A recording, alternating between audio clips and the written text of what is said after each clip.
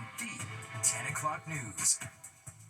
The search is on tonight for a heartless killer. The NYPD investigating after an elderly woman is found dead inside her lower Manhattan apartment. And some of the recently released Epstein files suddenly disappear from the Justice Department's website. These new documents are posted tonight. But first tonight, a new development in the Luigi Mangione murder trial. His lawyer is now making a new argument to spare him from the death penalty. Good evening and welcome to the 10 o'clock news. I'm Arthur Chien. Mangione's defense attorneys say Attorney General Pam Bondi has a conflict of interest in this case.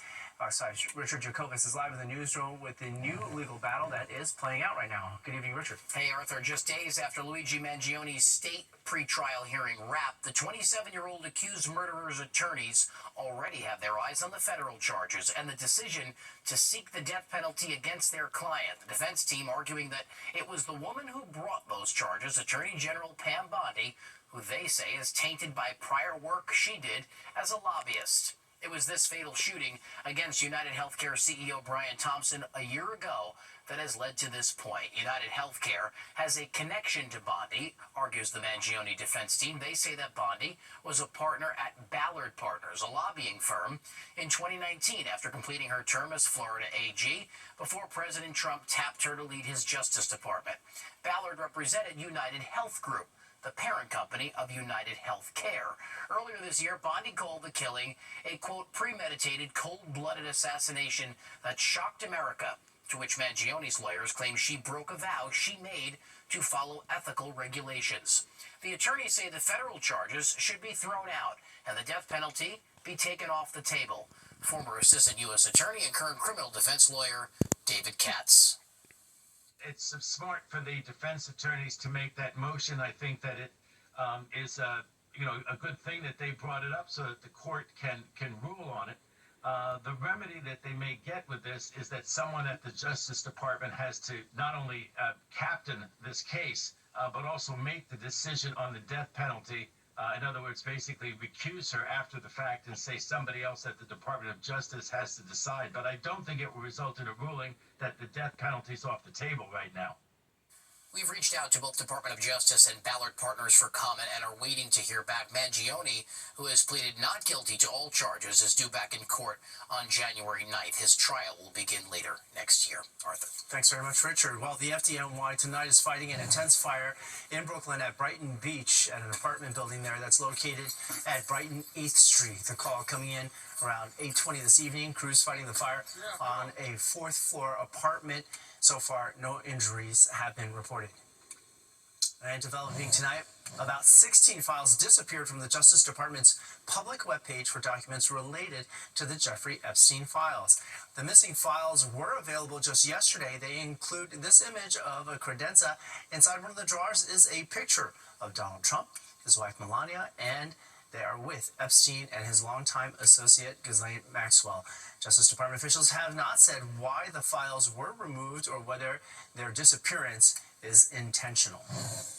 And overnight, the Justice Department released even more Epstein files. They include grand jury testimonies and flight logs with several redacted names. Also, PowerPoint presentations showing grand jurors the sex offender's properties, notes about women, financial transactions, and phone messages. One message reads, quote, she has females for Mr. J-E.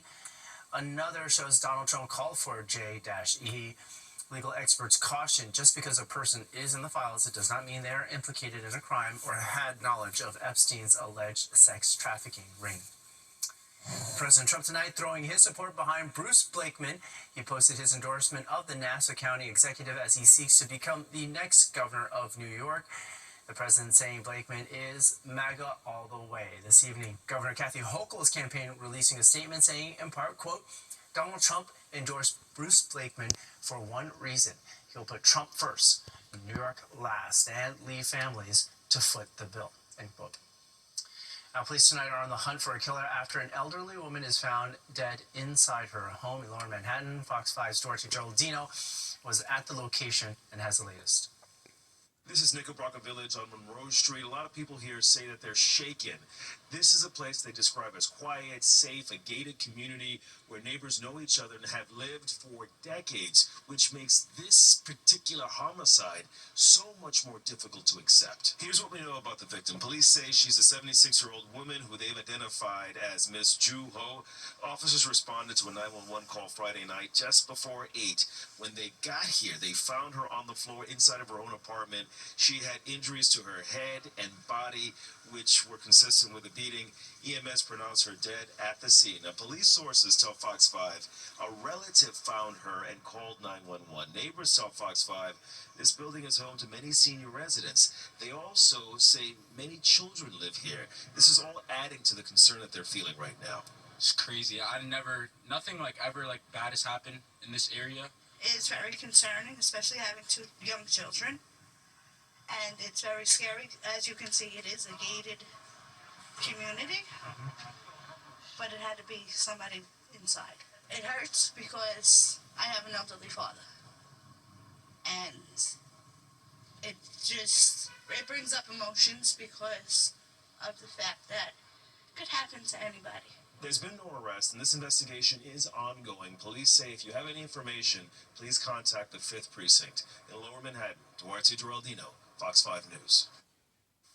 And turning to the weather now, we had a break from frigid temperatures, but the cold was back today. And looking ahead into the week, rain and snow is in the forecast. What happens on Christmas Day? I don't know. Audrey Bunting knows. She's here now with a look at our forecast. Hi, Audrey. Hi there, Arthur. Yes, the chill has now returned to the tri-state area after what were some milder days as we went along through the work week. Drier weather will continue as we go into the second half of our weekend, and we do have some gusty winds as we go through tomorrow and into Monday as well. There is a chance of snow as we go into next week too, and also the threat of rain. We also could see a couple of showers on Christmas Day, which we'll look at it shortly. 37 right now in Central Park. It's 36 at LaGuardia, and we're just under 40 degrees in Atlantic City, so that's actually not that bad. A couple of clouds are kind of blanketing the sky at the moment here. We are going to stay dry, though, as we go through the rest of the evening. Much of the Northeast is pretty quiet. A couple of snow showers are kind of moving just around the Albany area, but we'll stay dry here in the tri-state. So tonight, we'll have mostly cloudy conditions. Our lows will drop to mostly the upper 30s, pretty much where they are right now. And then tomorrow, we'll start out with some clouds very early, but then we'll see more sun coming through as we move along through our Sunday. We are anticipating a chance of snow this coming week. I'll have the details coming up. Arthur? All right, thanks so much, Audrey. Well, some holiday travel may be affected by the winter weather, not in a good way. Millions of people are expected to take to the skies on what could be record-breaking year-end travel. Correspondent Madison Scarpino has more from Atlanta. Tens of millions of Americans are hitting the road this Christmas season, but weather disruptions could cause headaches. We're finally getting time to go visit our families, and it's Christmas time, so there's kind of this zest in the air. So we got 5 hours under our belt. A powerful winter storm in the west, expected to blanket the area with heavy snow on Tuesday, could dampen spirits for some traveling on the ground and even in the air. The National Weather Service warns some mountainous areas in California could get up to 4 feet of snow. Airports from San Francisco to New Jersey are bracing for possible weather-related flight delays in the coming days, with the eastern U.S. potentially seeing light snow and freezing rain the day before Christmas Eve. Travel experts recommend flyers stay up to date with their airline app. If you are concerned about any sort of delays or cancellations, we always recommend that you download the app for your airline and make sure you turn on the alerts. This year, Florida, California, and Hawaii are dominating the top holiday destinations for domestic travel. We kept thinking that, okay, there are a lot of people traveling out, but it turned out there are more people coming into San Francisco, which is why we were stuck. The American Automobile Association says the best times to travel by car are Christmas Eve and Christmas Day. But if you're planning to leave ahead of that, Sunday, Monday, and Tuesday after 11 a.m. are expected to be the worst times for traffic. In Atlanta, Madison Scarpino, Fox News. Speaking of flying, the Minnesota Vikings could be a little tired for tomorrow's game against the New York Giants. Their team plane had some mechanical issues just after taking off from Minneapolis-St. Paul Airport earlier today. They had to turn around. They were supposed to arrive this afternoon, but after getting on a different aircraft, they did not get into New Jersey until this evening. You can watch the game right here on Fox 5, starting with Fox NFL Kickoff at 11.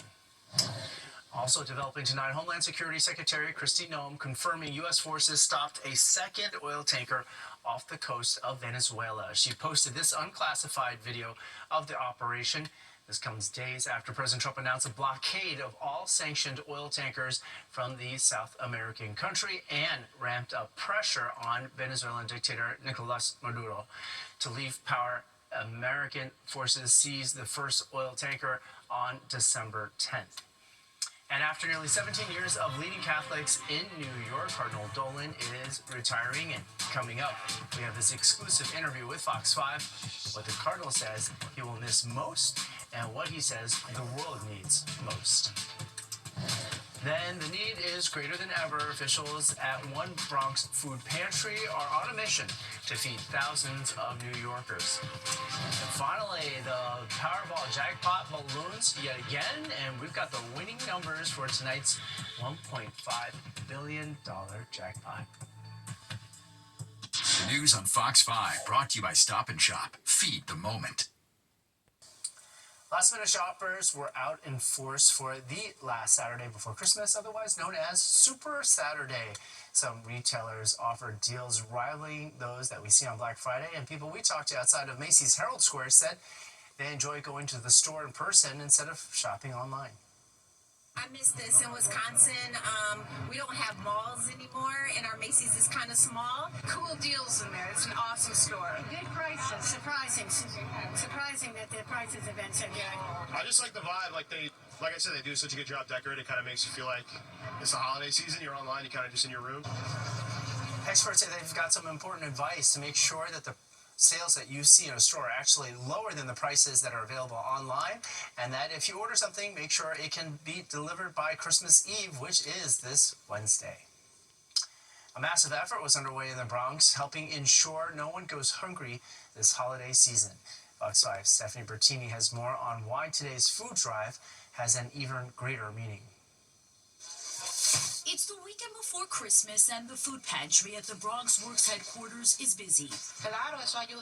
This helps a lot, says Yudelki Lopez. She tells me she's been coming here for help with putting food on the table for years. And recently, she's been seeing many new faces. Many new families, she says. The new families are part of what is a growing need. Bronx Works Senior Vice President John Weed explains what the organization is seeing when it comes to food insecurity. Lately, there has been a surge in more people, mostly around increased food prices, SNAP benefits being cut off. So there's been a lot of issues that people have been faced with in terms of food insecurity. Bronx Works serves more than 60,000 New Yorkers, according to the Social Services Organization. When it comes to food at this location, people can make an appointment to come by weekly and get what they need through a shopping experience. On this Saturday, an expanded holiday food pantry operated to help those battling food insecurity during the holidays. The increased demand isn't just specific to this food pantry, but at pantries across the tri-state and beyond, as food prices are up. Inflation has been impacting the price of groceries for a while now, and the expenses that come with the holiday season mean extra pressure on the shoulders of many. Assemblymember Landon Day is volunteering his time and helping with resources for this holiday pantry extension here. Because people have to make a decision: do they feed their family or pay their rent or their rising power bills? Right? These are kind people. They've been smiling. They've been saying thank you, muchas gracias, por todos, and all that to us. They just want to bring some food and have a good holiday. Yudelki Lopez is a single mother of 4. She says the pressure of the holidays makes this all so meaningful. She's grateful for the help, and she says it means a lot to many families like hers. Very important, because there's many families who have nothing to eat in their homes. This helps a lot, she says. Stephanie Bertini, Fox 5 News. Great work up there. Okay, time to talk about weather. Audrey Fuentes got our forecast. Hi, Audrey. Hi there, Arthur. Well, today was a little bit below normal for this time of year. Our high temperature in Central Park made it to 37 degrees. That was at about 4 o'clock this afternoon. That's about 6 degrees cooler than where we should be for this time of year. The record high in the state, 60 degrees, but that was way back in the 1800s, and it's been as cold as -4. That was back in 1942. Area-wide, not too bad out across Long Island, where we have 40 degrees in East Hampton and Islip at this late hour. It's 38 in Central Park, 35 for you in White Plains.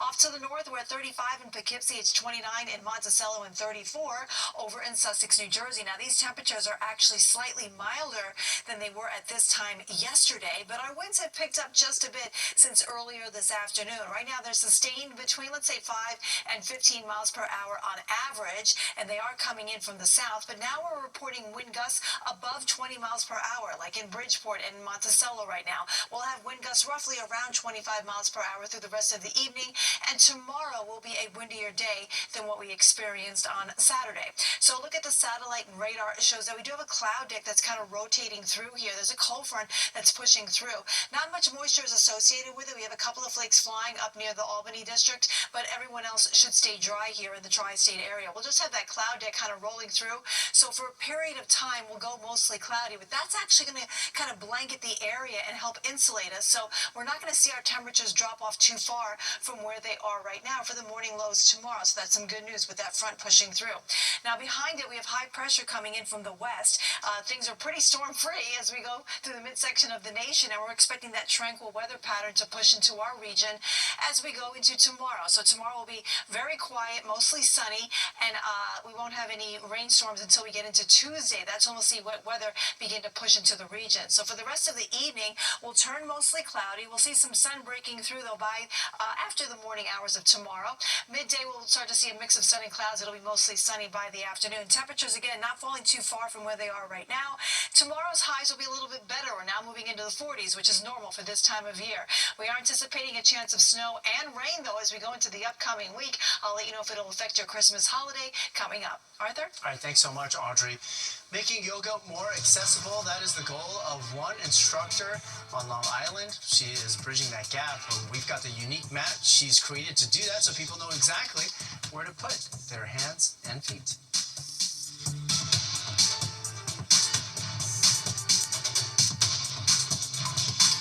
Welcome to Flu cases across the U.S. are on the rise, which is raising concerns among health professionals. According to the CDC, there have been nearly 5 million cases of flu already this season. It includes more than 49,000 hospitalizations and at least 1,900 deaths. New York and New Jersey are seeing the worst of it, with some of the highest number of flu-like illnesses across the country. Now, experts recommend everyone 6 months and older to get this year's flu vaccine, which they say helps reduce the risk of severe illness. A Long Island yoga instructor wants to make sure that people of all abilities are able to participate in her classes. Fox 5's Jody Goldberg shows us how she's created a special mat to help make yoga more accessible. It looks like a hopscotch board, but it's designed to help people of all abilities understand their bodies and how to move. I developed this mat in hopes that we can create more union within the yoga community. Yoga teacher and integrative specialist Carissa Johnston came up with the idea after noticing how many people felt excluded from the yoga world, a world that she says speaks to unity but leaves so many out. I just saw from a very young age that there was no room for development. One more breath. The Elevate You mat uses numbers, colors, and clear hand and foot placement to make it accessible to all. Hands in front of the heart. For 27-year-old Kyle Kratzke, that structure makes all the difference. I was diagnosed with a brain tumor at 6 years old. I have a lot of balance issues. The back foot lifts up off the mat. Kyle says yoga used to be overwhelming. When I do yoga, I feel relaxed. Classes also incorporate sound therapy, using specific frequency and vibration to help heal. I think it's for everyone, and a lot of people are intimidated by yoga. It actually makes you use your brain. I'm not someone who does yoga often, but standing here makes me feel like I can. How does it help someone with sensory overload? The way it helps is because there's numbers and there's body placement, so it's a mind-body placement mat. The mat's also being used by people with cerebral palsy like Melanie Mariano, as well as those with autism, ADHD, and depression. I felt my confidence and it helps on my balance. To know, like, put your foot on two or put your foot on four, ever how to think about it and then do placement is wonderful. The goal, to turn yoga into a more welcoming practice. Yoga can be more intimidating because sometimes we're not always in our body, and then when we get to a place that there's like fancy clothes and perfect bodies and perfect poses, it kind of makes all the other people that don't fit into those categories run away, and it should be for everybody. A mat that balances the mind, body, and soul. In Wading River, Long Island, Jody Goldberg, Fox 5 News. Longtime Archbishop of New York, Cardinal Dolan, has announced he's retiring. Our Sharon Crowley sits down with him for an exclusive interview. I'm Sharon Crowley. I'm hoping you'll join me. I have a conversation coming up with Cardinal Dolan. He tells me what's next and what's next for the Archdiocese of New York. Make the most watching the 10 o'clock news. My Christmas message is what the world needs now is light, light, light. There's a lot of darkness out there.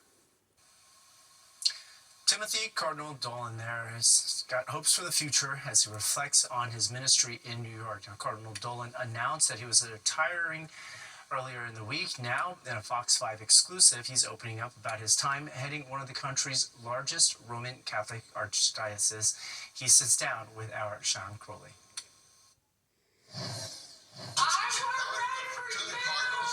Joe, you told me it was Sharon Stone. Sorry, I'm not Sharon Stone. Cardinal, first of all, thank you for talking to me. I'm the one who's grateful. I'm going to miss you. You were one of the first people, and I remember for the Year of Mercy when we got together. I got to say this so that people are saying, you know, the new guy asked me, what's New York like? Because he was kind of nervous and apprehensive, and especially with the press conference. I said, all I can tell you is this. They have been extraordinarily fair to me. I love them. I've become close friends with many of them. They give you a fair shake. What advice did you give him? I'm honest in saying he's a winner. As kind of forthcoming, as humble, as down to earth. You know what impressed me is he wasn't afraid to tell me that he was kind of nervous. He said, my God, I've been in Joliet, kind of a small diocese, and coming to New York. So I said to him, you relax, you be yourself. I said, I have come to kind of learn that New York, this whole caricature, is this suffocating, impersonal, mean, nasty city. Baloney. You will find the people extraordinarily friendly, and you'll kind of find a sense of interconnectedness in all of New York. Cardinal, I want to ask you, what do you think the issues are that are facing the Archdiocese of New York? What are the most pressing issues? Because right away I'm thinking immigration, I'm thinking the clergy settlements on the sex abuse. We are so eager and have been for years to finally bring justice to the victim survivors of sexual abuse by people associated with the church, not just priests, but other victims of sexual abuse by a perpetrator. We're eager to get that done. It's a big challenge for us because we know it's going to be expensive. What's your fondest memory of being the Archbishop of New York in your 16 years here? All right. I could answer that easily. No, because there's so many. I meant I could answer that. But now I got something new. In the last couple days since the news became public, my fondest memory is a number of people that come up to me and say to me, we're going to miss you. And they're kind enough to say to me, you've been a good Archbishop and we love you and I love them. My Christmas message is what the world needs now is light, light, light. There's a lot of darkness out there. You and the profession, journalistic profession, have to report a lot of darkness. This happens to be the darkest time of the year. December, 2 days is the darkest day of the year when the sun is lowest, when the people of old used to say, is the sun going to sink?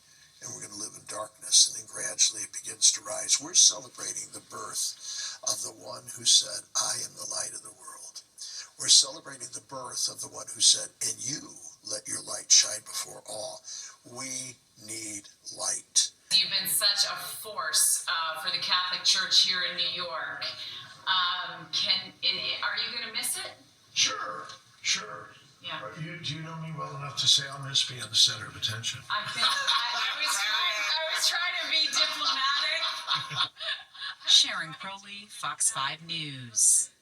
Now you can watch Sharon's Finding Faith special that she's been working really hard on. It's going to air throughout the holidays starting on Christmas Eve right here on Fox 5 and also streaming on our free Fox Local app. Let's see what you think of this. Cutting corners this holiday season. We're going to be talking about a new poll saying Americans are taking the easy way out when it comes to buying Christmas gifts.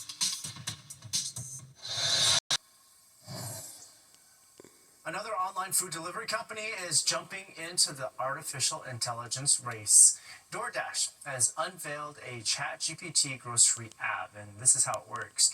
You ask the AI bot for a meal or for recipe suggestions, and once they are found, you ask ChatGPT to shop for the ingredients using DoorDash. The announcement comes a week after competitor Instacart introduced an app on ChatGPT as well. Still have to cook it though. All right, holiday shoppers appear to be getting lazy, some say. A new poll is out on Christmas gifts, and as our Teresa Priolo explains, cash is king in this. 'Tis the season for doing more with less, and for some, that means more gift giving with less time, patience, or brain power to think of and buy a physical gift. So they turn to cold hard cash. I would love to get cash. You would love it? I would love cash. Why? Because I don't know what I want before the holidays, but if I have the cash, I can figure it out on my own. That's right, it's 2025, which means it's no longer necessary to spend hours at the mall, pacing in and out of every store, or browsing till your eyes are bloodshot. Now, a trip to the ATM, a gift card turnstile, or even a quick tap of a digital currency is perfectly acceptable. Elaine Swan is the author of Elaine Swan's book of modern etiquette. It is absolutely acceptable to give money as a gift for the holidays. The etiquette factor is to not demand or ask for money as a gift. The knock against cash and cards has always been how impersonal they may seem. Elaine believes that's an outdated approach. Gift cards now can be so personalized. A new ARP-NORC poll found 6 in 10 Americans think cash and gift cards are, quote, very acceptable. A sentiment echoed in Midtown. I think gift cards are better. It gives more direction on where the money should go. If you pick a venue, then it's personal enough, but they can still spend it on what they want. Do you ever feel bad about giving these as gifts, that they might be seen as impersonal? Oh, no, not at all. In fact, I think they allow the recipient to buy something very personal that matches exactly what they're looking for, and I feel like that's a great advantage of giving that. It's better than getting that than like a candle. Because I've gotten like 100 candles. Well, for me, it doesn't matter. It's the thought that counts. The question is, now that you figured this out, what are you going to do with all the precious time you've just bought back? In Midtown, Teresa Priolo, Fox 5 News. Well, you can buy a lot of gifts if you won the Powerball drawing tonight. Up next, we're going to be talking about the exact numbers that were in that drawing. Plus, Audrey Fuentes here with the forecast. Hi, Audrey. Hi there, Arthur. Well, the numbers aren't too bad this evening. We have 38 in Central Park, 37 in LaGuardia. It's 41, though, in Atlantic City. Our temperatures aren't going to fall too much from where they are right now. We're expecting better weather for tomorrow. The details coming up. Jen? With some NFL action right here on Fox 5. Oh, the suspense. Well, tonight was the drawing for the massive Powerball Lotto. The drawing was at 11, and the jackpot, an astounding $1.5 billion. Here are the winning numbers: 4, 5, 28, 52, 69. The Powerball was 20. If somebody has all of them right away, they have the choice of annual payments or a lump sum payment of about $689 million. That's before taxes. The odds are not good, about 1 in 292 million, but I guess it's still possible, as they say. Well, time for weather now. Audrey Fuentes here with our forecast. Hi, Audrey. Hi there, Arthur. Well, temperatures are pretty much in the 30s in many spots, although we're still in the 40s across parts of Long Island, like in East Hampton, where it's 41 degrees, 42 in Islip, it's 38 in the city, 35 out towards Newark Liberty Airport, and we're finding the same number in Poughkeepsie. It's a little bit colder, though, in Monticello, where the temperature is at 30, but a lot of the numbers now are milder than they were at this time yesterday. Our winds are beginning to pick up in speed too. Right now they're sustained between, let's say, 5 to 15 miles per hour, but gusts are higher than 20 to 25 miles per hour, and that will continue to be the trend through tonight and even through the daytime hours tomorrow. Elsewhere across the Northeast, temperatures are actually pretty decent. We're in the 30s through New England, same thing up towards the Capital District. 41 now in Syracuse, the same number down to our south here in Atlantic City. 37 in Philly, 38, as I mentioned earlier, in Central Park.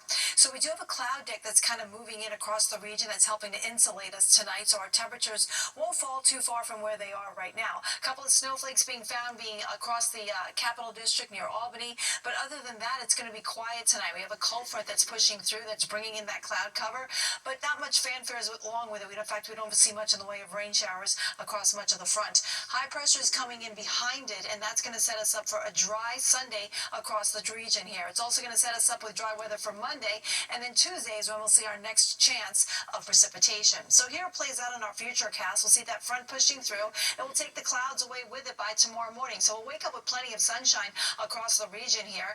Another trough will pass through that could squeeze out an isolated snow shower off to the north, but most of us will be dry. High pressure will be our dominant weather feature for tomorrow as well as into Monday, but as it slides to the east, it will allow another system to come in from the west, and that will thicken up our cloud cover as we go late in the day on Monday. And then Monday night, probably after about 10 or 11 p.m., we'll start to see snow showers begin to push into the region, mainly north of the city here and up towards northern portions of Connecticut and heading towards Massachusetts. In and around the city, Long Island, we'll see a change over to rain rather quickly by the morning hours, and it'll be mainly rain for the morning commute here across Long Island and into parts of New Jersey. And then snow again will continue up in the Hudson Valley, where I think we'll just see just minimal amounts, maybe an inch or two across that part of the region. For tonight, though, everyone is dry. We'll have lots of clouds. Temperatures will be falling off into the 20s, or actually not too far from where we are right now. Those are the lows actually for tomorrow evening. And then we're looking for high temperatures on Monday to be in the 30s after tomorrow's highs, which will mostly be into the 40s. And then as we go into Tuesday, we'll start off with snow or very early, probably starting after midnight, lasting until the pre-dawn hours, and then we'll change over to rain with a high of 43. Christmas Eve is dry so far. We could see a couple of scattered showers on Christmas Day, but it won't be a washout, but you might want to have your umbrella handy. Arthur, over to you. Nice to see a 50 in there. Thanks so much, Audrey. Now we go from weather to sports, and Jennifer Williams is here with that. Hey, Jen. Well, holiday hits are the hottest music on streaming, but no longer just in the month of December. Coming up, we're looking at why Christmas tunes are topping the charts for more and more months of the year.